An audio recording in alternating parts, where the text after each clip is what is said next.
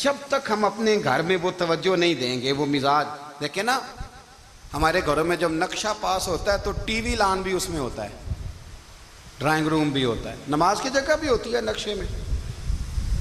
सहाबा जब घर बनाते थे तो एक मस्जिद बैत का नक्शा पास करते थे, जहन में रखते थे कि ये कोना नमाज के लिए, वहाँ जूते लेके कोई नहीं जाएगा, वहाँ नमाज पढ़ी जाती थी, औरतें वहाँ इतिकाफ करती। टीवी लान तो आ गया है और घर के अंदर टीवी रखने के लिए तो एक कमरा अलग से बना दिया गया है, और अब जो नए नक्शे पास हो रहे हैं उसके अंदर घरों के अंदर जगह बनाई गई है जहाँ कंप्यूटर रखे जाएंगे, और बच्चों के लिए वायरिंग होगी नीचे ताकि उन्हें कोई मुश्किल दरपेश ना हो।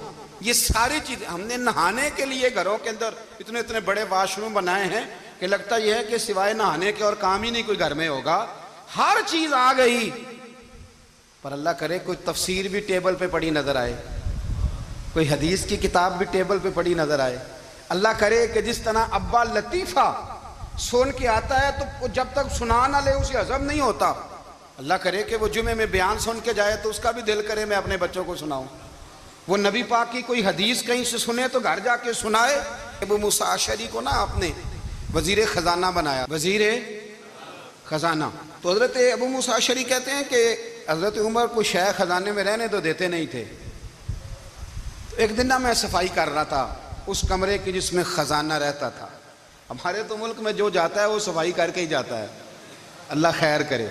और खैर मेयार बदलता है, जो पिछली हुकूमत होती है वो कर्जा उठाती है, वो बाहर से जाती है तो कर्जा लेके आती, और जो नहीं आती है वो कहती है हमें पैकेज मिल गया है, वो कर्जा नहीं उठाते। उनको क्या मिलता है, यानी पिछली ने कर्जा लिया था और हमने, वाह जी वाह क्या खूबसूरत अंदाज है, उसका नाम बदल के ना उन्होंने कर्जा लिया था और हमने, मैं कहा बड़े शानदार सियाने बंदे हो गई।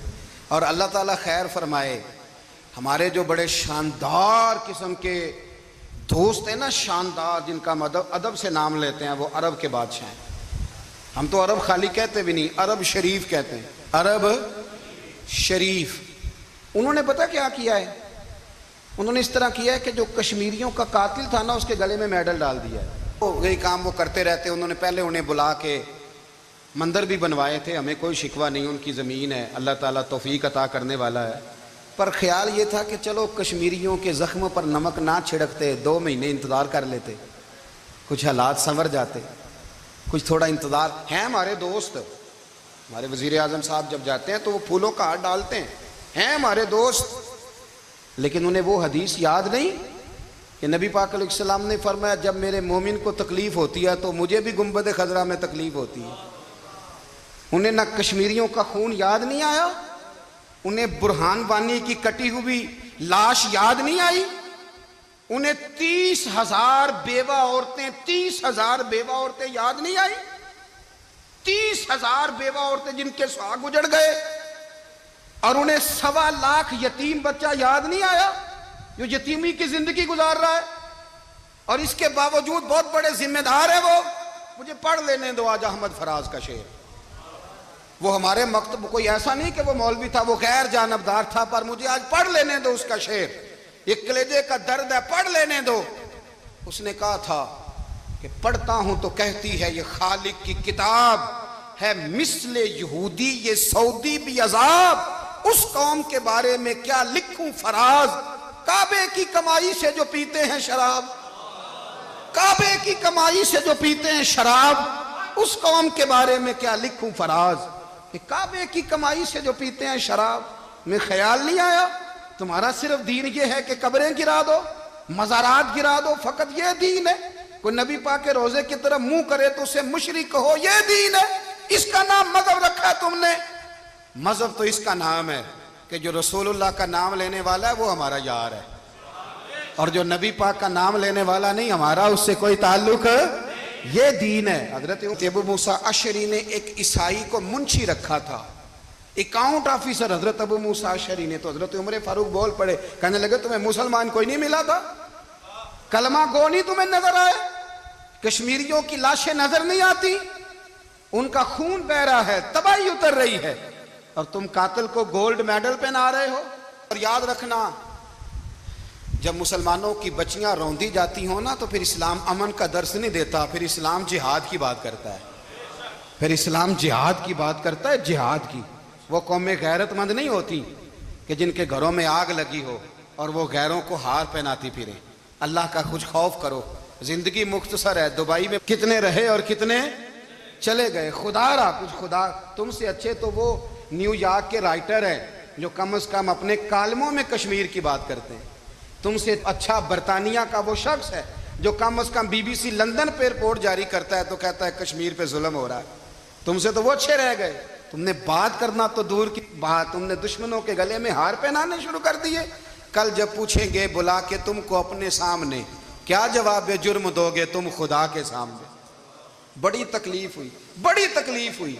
वो ना मंसूर हल्लाज को फांसी दी जा रही थी तो हज़रत जुनैद बगदादी भी आके देखने लगे। तो मंसूर हल्लाज कहने लगे, बाबा सारा ज़माना देखे पर तू तो ना देख। सारा ज़माना तमाशा देखे, इन्हें तो पता कोई नहीं ना, तो तू तो ना देख। अरब शरीफ वालों, ट्रंप उसे इनाम देता तो तकलीफ कोई नहीं थी, मलका विक्टोरिया उसे इनाम देती तो तकलीफ कोई नहीं थी, पर तुम तो ना ऐसा करते। तुम तो अपने थे, तुम तो कलमा गो थे, तुम तो ये जुल्म ना करते, तुम तो ये हरकत ना करते। मैं कहता हूं ठहर ही जाते। जाना नहीं दुनिया से, अल्लाह के हुजूर हाजिर नहीं होना। जब रसूलुल्लाह कब्र में आएंगे तो क्या जवाब दोगे। खुदारा हुजूर ने फरमाया था, गुनाह रोक नहीं सकते तो दिल में ही बुरा जान लो। ज़ालिक अज़अफ़ुल ईमान, ये कमजोर ईमान है। कम से कम इतनी हद तक तो आ जाओ, दुश्मन से गले तो ना मिलो। खुदारा समझे, हमारा पहला तारुफ ये है कि हम रसूलुल्लाह के गुलाम हैं। इकबाल ने कहा था, वतन का बुत ना बनाना, वतन को बुत ना बनाना। इकबाल कहने लगे, इन ताज़ा खुदाओं में बड़ा सबसे वतन है, जो पैरहन इसका है वो मजहब का कफन है। इसलिए कि बाजू तेरा तौहीद की कुव्वत से कवी है, इस्लाम तेरा देश है। इस्लाम तेरा देश है क्योंकि तू मुस्तफवी है, तू नबी पाक वाला है, मुस्तफा वाला। इस्लाम तेरा देश है, तू मुस्तफवी है। अमेरिका में जो मुसलमान रहता है हमारा भाई है, और पाकिस्तान में जो मरज़ई रहता है उससे हमारा कोई ताल्लुक नहीं है। हजरत उस्मान गनी ने अपने चचा के बेटे से कहा था कि तू कलमा नहीं पढ़ता तो तेरा मेरा रिश्ता कोई नहीं। बिलाल हबश से आया है पर मेरे नबी का गुलाम है तो सगे भाइयों से भी आगे है। हजारों कौमें वजूद में आई दहर में खुश को तर के रिश्ते से, पर हमने बुनियाद दोस्ती रखी याद खैरुल बशर के रिश्ते से। अपनी मिल्लत पर कयास अक़वाम मगरिब से न कर, खास है तरकीब में कौम रसूल हाशिम। कुछ ख्याल करें, पहला तारुफ दीन है। अगर दीन नहीं तो फिर किसी वतन की कोई ज़रूरत। इसलिए कि पाकिस्तान का तस्वुर इकबाल ने पेश किया ना, तो इकबाल कहने लगे, इन ताज़ा खुदाओं में बड़ा सबसे वतन है जिसको तुम बुत बना के पूजते हो। हमारा वतन तो हमें जान से ज़्यादा प्यारा है, पर पहले पाकिस्तान नहीं, पहले इस्लाम। पहले इस्लाम तेरा देश है, तू मुस्तफवी है। तो आमदाम बरसरे मतलब हजरत उमर फारूक रदी अल्लाह ताला अन्हु। हजरत सैयदना अबू मूसा अशरी कहते हैं कि मैंने ना सफाई की, माले गनीमत की मैंने सफाई की, तो एक दिनार मुझे ना कहीं पड़ा हुआ मिल गया। तो फरमाते हमें इजाज़त होती थी कि एक आध दिनार हम अपनी मर्जी से कहीं खर्च कर सकते थे। अगर आप नाराज़ ना हो तो हमारे यहाँ जब चेयरमैन साहब, नाज़म साहब ठेके देते हैं तो ठेकेदार उनका छोटा भाई होता है, या चचा का बेटा होता है, या खाला का बेटा होता है। वो खुद नाज़म होते हैं और उनका छोटा भाई ठेकेदार होता है। यानी वो ना सारा कुछ घर के अंदर ही रहता है। घर के अंदर एक पैसा देता है, दूसरा वापस उसको वापस कर देता है, घर के अंदर ही। अब तो खैर हमारे लोग समझदार हो गए। एक बंदा एक सियासी जमात में होता है, दूसरा दूसरी में, और तीसरा जिसकी भी हुकूमत आई, हुकूमत तो हमारी रहेगी ना। एक बंदा तो है ना उस जमात में। ये अच्छा लोगों ने एक तरीका निकाला है। तो हज़रत उमर के बेटा गुजर रहा था, तो हज़रत अबू मूसा अशरी कहते हैं मैंने सफाई की तो एक दिनार निकला। तो मैंने वो एक दिनार ना हज़रत उमर के बेटे को दे दिया। मैंने कहा लो बेटा, अपने चचा की तरफ से तोहफा। तो घर जाके उन्होंने हज़रत उमर को बताया कि चचा ने पैसे दिए हैं। छोटे बच्चे थे। हज़रत उमर ने हज़रत अबू मूसा अशरी को बुला लिया और बुला के फरमाने लगे, मैं तो तुम्हें अपना दोस्त जानता था और तूने मेरी औलाद को ही दुनियादार बनाना शुरू कर दिया। मेरे बच्चों को ही तुमने दुनियादार पैसों पे लगाना शुरू कर दिया। मैं तो तुम्हें यार समझता था, फरमाया तुम्हें चाहिए था मेरे बेटे को नसीहत करते कि बेटा पैसों से रब राजी नहीं होता, उसकी रिजा वाले काम किए जाएं तो रब राजी होता है। और फरमाया तुम्हें कोई और घर नहीं मिला था तबाह करने के लिए, मेरा ही घर मिला था, उठाओ अपना दिनार और खबरदार आज के बाद मेरे बच्चों के साथ ये वाली नेकी ना करना। और हमारा क्या स्टेटस है, दोस्ती है ये उससे जो तोहफे ज्यादा दे, जो बच्चों को खराब करने में मदद ज्यादा करे, उसके साथ ये रहना। हजरत उमर ने घर पे और सबसे बढ़कर अपनी ज़ात पे तवज्जो की। हजरत अबू मालिक रदी अल्लाह ताला अन्हु कहते हैं मैं उमर के पीछे पीछे एक बाग में गया, अक्सर उस बाग में जाया करते थे, और उमर जाके ना तो दरख्त के नीचे बैठ गए और फरमाने लगे ओ अमीरुल मोमिनीन अल्लाह से डर जा, वरना जिस रब ने हुकूमत दी है वो अजाब भी बढ़ा देगा।